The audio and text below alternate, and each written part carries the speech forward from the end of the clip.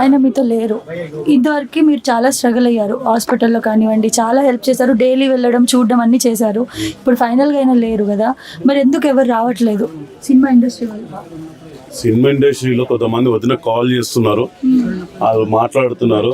Actually ఏంటంటే ఓ schedule plan చేసుకుంటే ఒక 1 వీక్ బిఫోర్ ప్లాన్ చేసుకుంటారు. వెంకటన్న ధన్మని చనిపోయాను కదా, కొంతమంది హీరోలు రావచ్చు, హీరోలు రాకపోవచ్చు, తోట ఆర్టిస్టులు రాకపోవచ్చు.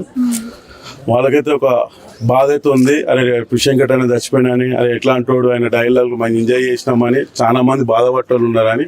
ఈరోజు ఎక్కడున్నా కూడా వెంకటన్న లేడని లోకు వాళ్ళకి లోటు అయితే తెలుసు.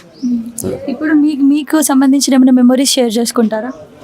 నార్మల్గా ఆయన చూసుకొని మేము ఇండస్ట్రీకి ముందుకు వెళ్ళాము. అట్లా నర్సింగ్ యాదవ్ని చూసి మాకు అంత నర్సింగ్ యాదవ్ అంత దగ్గర కాదని వెంకట్ మేము ఒకటే బస్సులో ఉండేటోళ్ళము.